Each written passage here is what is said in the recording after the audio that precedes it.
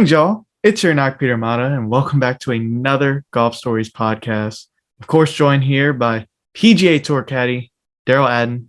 Derell, episode 23, and you are indeed back on the PGA Tour, the A schedule, no less, man. What's up? Hey, dude, it's good to be here. This week, I thought the other week was hard to get through. This week, when it comes to a major, it's definitely hard to, fit in, but we're fitting it in. Yes, indeed, man. Episode 23, Michael Jordan's number, the GOAT. So this should be the GOAT episode where it's a major week, like you just said. It's U.S. Open week. 2-3. Yeah, and you just came from a Fenway game. I just saw in your stories. You know what? It's a great week to be in Boston. With the U.S. Open Game 6 here on Thursday, and then the Red Sox are here all week. It's just I probably won't make it to Game 6. I would love to make it to Game 6, but I heard it was $1,100 just to get in the door to the nosebleeds. Yeah. So you definitely will not be seeing me at TD Garden, but I've been there before. Oh, okay. Well, that's cool. Yeah, no, the atmosphere, I'm sure, around town is buzzing just with sports in general. I mean, goodness me. Yeah, that's the holy trifecta, U.S. Open golf and obviously baseball, Red Sox finals, history fine, and then you got the NBA freaking finals. Who would have thought the NBA finals would be here during U.S. Open week? It's amazing. Comes all together, and it's going to be a historic week. And we'll get into the U.S. Yeah, we'll get into that. We'll definitely get into that, but we'll wrap up. Canadian normal Open thing. Yeah. So last week was the Canadian Open. As you can see, I still have the background, 2000 Tiger Canadian Open. Your boy, Rory McIlroy, gets lucky number 21. As he said, one more than someone. But what did you think? Somebody from the down under with the water. Yeah, someone that who bites. Great white something. What did you think of the Canadian Open, and what an exciting event that was? I think with everything going on, it was actually great for the PGA Tour to show their product. You got to see Finau and Justin Thomas and Rory McIlroy. That leaderboard, with everything going on, it's definitely what you wanted from the PGA Tour and the backing of the PGA Tour. Yes. So that was definitely exciting. And again, Rory is just he's going to be good regardless. I think I've just been a fan really ever since, honestly, like 08, 09. And I posted a couple of days ago of I carried a sign when I was at the 2010 US Open. And so like I said, it's just been definitely a fan affair with Rory, and honestly, like his golf swing and just how he goes about his golf game. And again, well done, Rory. He's going to do that type of thing. Yeah, and I know after the PGA, you were like waiting to talk about Rory's game. What about now, man? What do you think of his state of his game now? I think he's, as crazy as it sounds, I think guys like that just get excited for, with, like I said, with other things going on, it motivates him to, basically show what he can do. And, he's obviously, like I said, he's definitely a guy that's in it for the trophies. He really is. Like, I know money comes along, with all the, glory and everything that he has, but he legit is here to, win trophies and put his name up there. So I think he's definitely putting in another gear than he was, recently with, like I said, with everything going on, he's definitely going to put another gear that I see. Yeah, he really stepped up his game. And it seemed like everyone wanted to step up their game. We have obviously Tony Finau made a bomb on the last hole with 40-footer down the hill to finish second. Justin Thomas was there all the way through. Sam Burns, my boy Sam Burns finished fourth. Chris Kirk, I know I picked him. It's one of my picks last week. He did get a backdoor top 10. So I just seeing this now. So I guess that's somewhat of a win for us. But we're going to get to those picks eventually. We're going to get it right. But yeah, what a week. And Canada, it's been 3 years since the Canadian Open last was there. And with everything going on. Yeah, so it was good. They were definitely thirsty and hungry for some golf, and it was nice to see the big crowds and boisterous at that. And St. George, the course really showed up very nicely in fans for sure. And that 16th hole was a nice stadium atmosphere. Right. I'd really never seen. I mean, I don't even recall from 2010 or 2011, whatever the last they played there, but it was a really nice course and that was awesome atmosphere. So yeah, Corey Connors, the lone Canadian that got Well, Canadian. yeah, he represented well. Justin Rose shot a 60 on the last day. Really, I think bogeys in 2 of his last 3 holes. Like, could have very well been a 58. Par right there. But great showing from him. Your boy Matt Fitzpatrick, you picked him to win. He did get top 10. He was lurking, Yeah, for a while, and we're trying, we're gunning for it. Yeah, we're getting all excited for sure. Any last thoughts as far as the Canadian Open and any of the contenders there? I mean, in my end, it's just nice to see them have their Canadian Open again. I know it's been a struggle, and RBC has been a great sponsor. They even sponsor the Hilton Head event, so they've always been pretty class A. So it's just to see their event and to see the Canadian Open happen again, like from my end as a fan, just in general, it's cool to see. Yes, indeed. Yeah, it was a good show they put on, and congrats again to Rory, 21 wins. Yeah. He's building that resume, that already Hall of Fame resume. So heading into 2 more major championships here, he's looking to hit his stride for the first time in 8 years, really, to get another major on the belt. Did you want to talk about LIV now, or did you want to LIV later? I don't care. I'm fair game. I guess let's since we're wrapping up the week, might as well as talk about it. What's your thoughts? First event for LIV Golf. Charles Schwartzel, the Stingers won. So I think the biggest struggle at the moment is just I was able to catch a lot of it, but it's on YouTube. I think when they figure out a TV sponsor, I think it's going to be a lot easier for them to be able to be viewed. I think most people, even though it's easy to just view on YouTube, it's just hard to pay attention, if that makes sense. So I think if they get some sort of TV sponsor and it's on TV, it'll definitely be a little bit more people tuning into it. At the end of the day, I try to be, fairly neutral in a sense of I think everybody has a choice in what they want to do.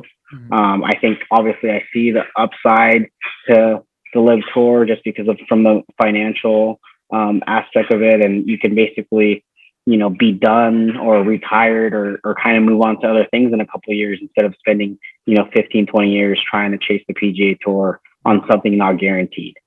At the end of the day, you have to be invited to play the LIV Tour, so it's almost a little bit of an honor in that light, because again, you'll get a contract, you're guaranteed X amount of dollars, and you'll play however many events. So it's still in the early stages of it all. So we'll kind of see what happens. But, I know the week of John Deere is the second LIV event, and the third is the Detroit, Detroit, the Rocket Mortgage is the third LIV event. So we'll kind of see how these fields shake up.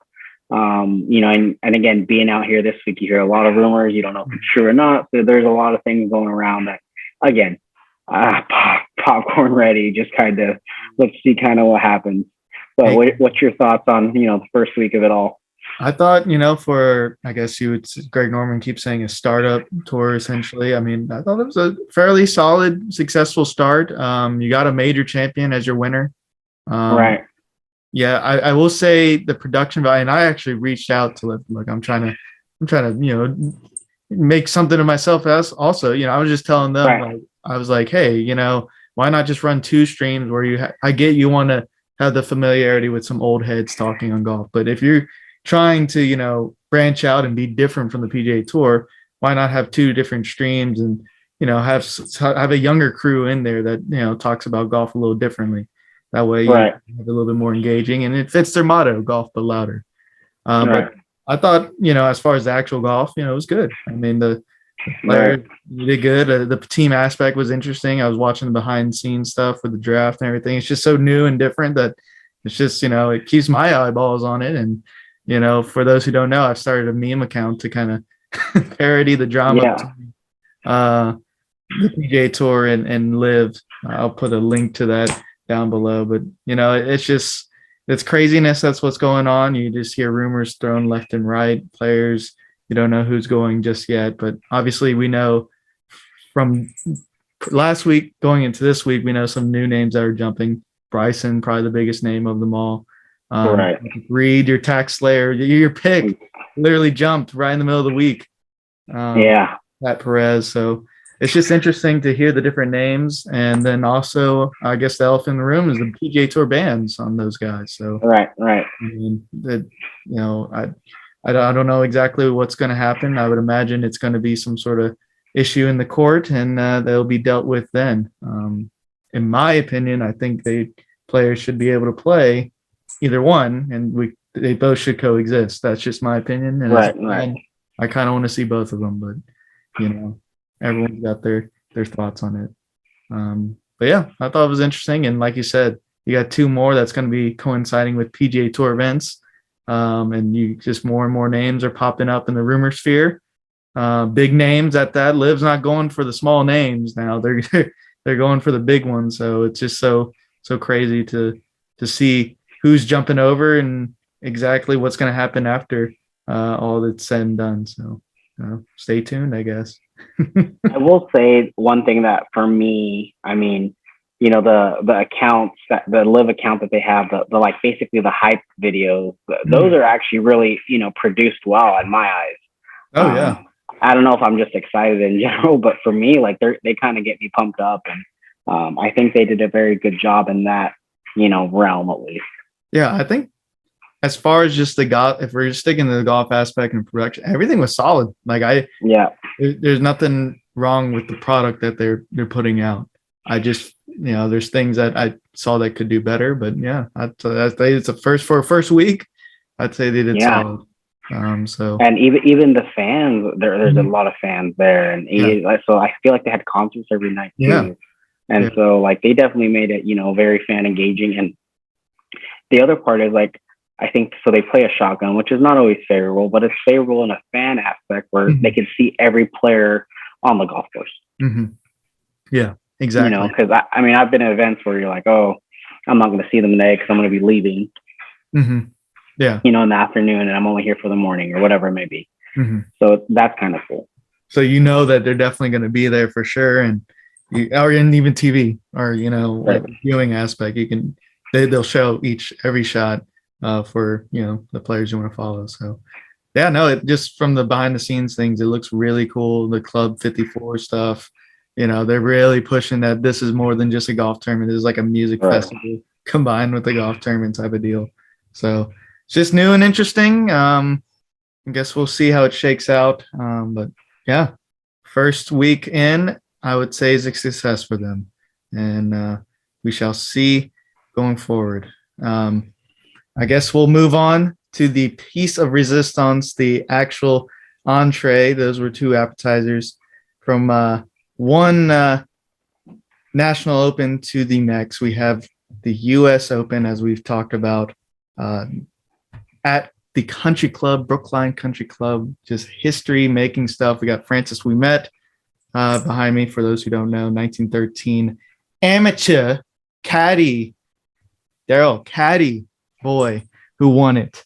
They have obviously dramatized it in a movie, greatest game ever played. I did do a review to that, by the way. I do have a video for that, so check that out. I need to check that out. Yeah, I will. I need to check that out. Yeah, but wonderful story, wonderful history, and Derell is there. He's at Brookline with his boy Grayson Murray this week. Derell, what's your thoughts? I guess let's start with the course. What are you saying at Brookline?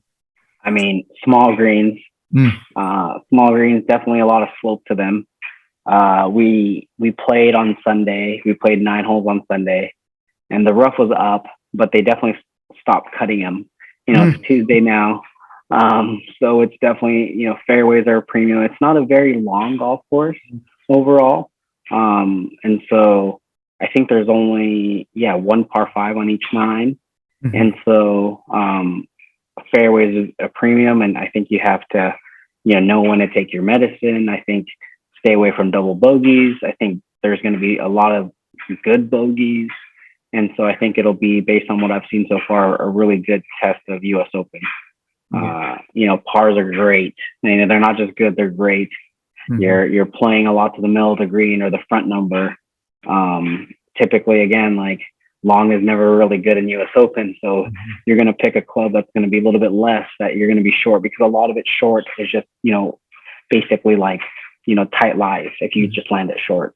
So then you can just like putt up or but long is never very good. So I need to do a very good job this week and be on my be on top of my game of knowing where to land it. This is what we do. So I'm gonna be very very careful and very precise. Like every shot, I'm gonna be very focused, just because, like I said, it's the U.S. Open, and there's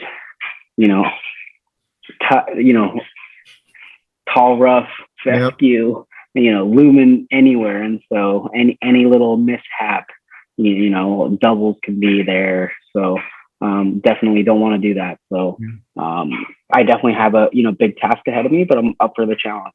So definitely excited though. Yes, indeed. Yeah, it's a shorter course, like you said. That's the interesting part. Yeah, how you feeling about Grayson Murray and your chances? I know you're feeling pretty solid about it.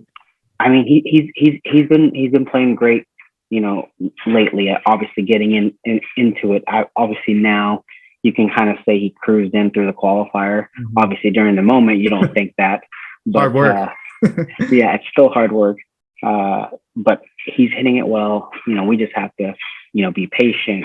Basically everything that they say about the U.S. Open. This is the biggest test in golf. Yes, so it is. I think obviously that.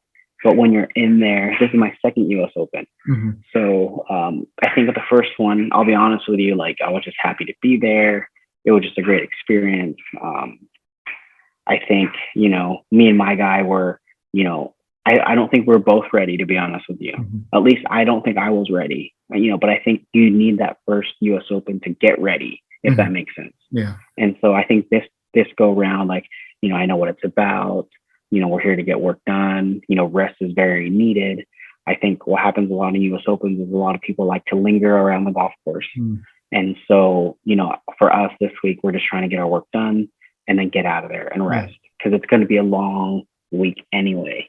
And I think that's a playbook that you can get from Tiger. Like Tiger doesn't, like, he never lingers around. He goes out early, gets out of there. And so whenever, you have a time to rest, I think it's going to be great this week for us. Yeah, absolutely. Yeah, I've always loved U.S. Open week.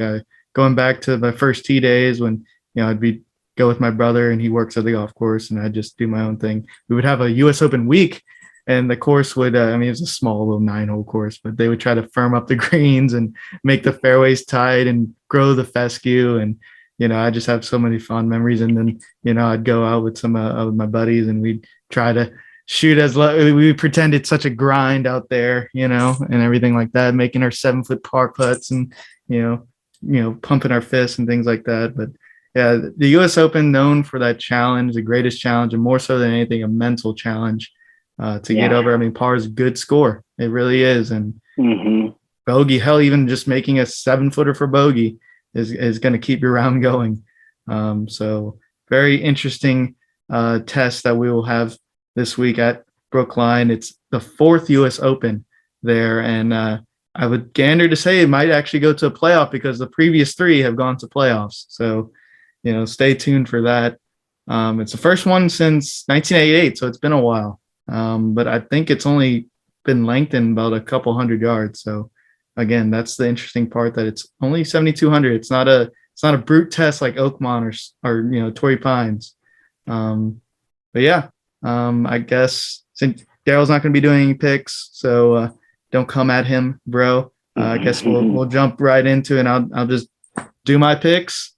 We're going to be doing the CBS odds down below, as we always do. So for my dark horse, I bet it's torn between, there's so many, like, the odds are so kind of wanky here. Some big names with like high odds. And I'll give a shout out to Harold Varner. I was thinking about it, because it is a shorter course, and he's been playing well on those shorter courses, and he's been chopping at the bit. And I did say I think his first win will become a very quality win, and obviously a U.S. Open major would be a quality win, but I'm going to go with someone just below him at 80-1, the tax slayer, as Derell likes to call him, Patrick Reed. I'm going back to the well. We obviously know that he's going to jump to LIV. That's news. With Patrick Reed, when news like that comes out and it's polarizing, he usually feeds off of that energy. So I'm looking forward to that. I think that's what what he's going to be able to do this week. He's going to be pumped from that. And I also think that his game has come together as of late. I know he's struggled early in the season, but it's come as late, and the man can up and down from a friggin' shoebox. So Patrick Reed's my dark horse. Love it. Love it. I mean, U.S. Open, you need to have a great short game because you're not going to hit every fairway and you're not going to hit every green. And so definitely with Patrick Reed and his elite, honestly, top 3 in my book. So without a doubt, love that pick. And, it's been about 18-ish months since he always does this. He usually gets a win during the season, but it's always like 18 months-ish apart, something like that. So it's been about that time since his last win. So he's due. I'm going to say it. He's due. So either you want that at the U.S. Open, someone who can grind their ass off, or you want someone who's just consistent as F, with their iron play and everything like that. So with my contender pick, I'm going with a guy who's been hot lately. Couple runner-up last week, Mr. Tony Finau, Mr. 3000, going back to the well. His 2 runner-ups this year, he's actually made the putt like that he needed to make. It just the other guy played better and with a better score. But he's coming to his own. He's coming back to the Northeast where he got a win in New York. Time to give a win in Boston, Beantown. I know those cities are rivals, but yeah, Tony Finau, and I think he's going to feed. The crowd's going to feed on his play, and vice versa. He's going to feed on their, cheering for him. So, Tony, Big Tone, 30-1, contender pick. Let's go. Yeah, let's do it. And so we'll move to my winner pick. A guy who's hosting this trophy. Who's hosting the trophy? I'll describe him for you. He won recently. He's a European. He won his first major is a U.S. Open. He won a National Open recently. Jon Rahm. I thought I would have gone you. I thought you were going to think I was going with Rory, which, shout out to Rory. He is the favorite, 10-1. Would not be surprised if he does get his 5th major. But I'm going to go with Jon Rahm, back to back. I don't know. Jon Rahm's been kind of quiet. I feel like they didn't even talk about him at all during the PGA or as of late. He did win the Mexico Open PGA Tour event. So right. I don't know. He's just kind of just laying around, and, I think his game is still solid as can be, obviously. And I don't know. I did see on Golf Channel, the last 5 or 6 winners of the U.S. Open have been kind of big brute guys. Obviously, Rahm won last year, but I kind of want guys who are kind of big and brute and, can hit out of the fescue, I guess you would say, though this is a shorter course. But yeah, Jon Rahm, it's time for him to get another major add to the resume. And like I said, he's been kind of quiet lately. So I'm not going to be sleeping on him. And I'm going to be choosing him as my winner pick, 12-1. So love it. Love it. Yeah. Tough odds. Hard to go wrong with those picks, man. Yeah. You got, I think honestly, when Patrick Reed's hitting fairways, I think he's definitely very dangerous. And you see that when he won Augusta. Mm-hmm. Yeah. That's a huge thing for him. He's when he starts hits a lot of fairways. Yeah, it's tough. I agree. That's pretty much been the struggle for specifically Patrick Reed, is just when he sprays it, you can only up and down so many times. Right. You have to hit some fairways. You have to have some ball striking. So we shall see with that. And Rahm, really, it's just the putting, I'd say. And then like situational stuff, like, gets a bogey here and there, and that's just natural. That's golf, basically. I think all 3 of them are pretty much due for another W. So, let's not overthink it, as I tried to say a few weeks ago. Let's go with guys who are due. That's my picks. Anything else? How about stories? I mean, I'm sure this week's been a whole story already. And I mean, we played a practice round today with Justin Rose. oh, We played the back nine with him today. So definitely, Mr. 60, trying to feed off of some of his good vibes. And, again, for me, I think it's just so exciting to, be back at a major, be with, the A squad, and just to kind of like, with, me and Grayson, we're here to, do something. I think that's the biggest thing is like, he's playing great. Again, this week, both of us need to be really patient because, the U.S. Open's the biggest test of golf. Mhm. And so that's what they pride themselves on. So I think I'm looking forward to the challenge. And again, I'm excited to, tee it up already. We've been here since Yeah. Sunday. So tomorrow, one more day of practice. We're going to go play 9 holes tomorrow. We're going to play the front 9 tomorrow. Okay. And then do a little bit of practice. And then get out of there. But before I get out of there, go visit the merchandise tent because a couple of guys have asked me to, get stuff for them. And so I'll go visit that and then take it easy. And we tee off at 8:13 on Thursday. Mm. Like I said, and tomorrow I think we're playing with Webb Simpson too, by the way. Oh, So, wow. Yeah, today he was giving me a little bit of hard time because I wanted to get some film of Justin Rose, and he's like, "Dude, don't get a film of Justin Rose." I'm like, all right. And so, kind of left that alone. Yeah, I mean, those are some big name players. Grayson's got playing partners there, and major U.S. Open champs, no less. There you go. Yeah. Getting some data from them. Yeah, no, that's good stuff. Yeah, I've got a good feeling about you guys. I've been watching, and obviously keeping up with y'all. And Grayson's been trending well, and he has been. I wouldn't be surprised if he's contending, if this is a good week for him. So, didn't you say he finished in the quarterfinals or something? No, he went. He played here, but he told me there was a hole that he hit it in the fescue and made bogey and missed match play. But he was here. He was here at the amateur. He was here definitely at the amateur. So definitely some good vibes here. Gotcha. Yeah. So Matthew Fitzpatrick won that, folks, for those who don't know. That was in 2013, the U.S. Amateur.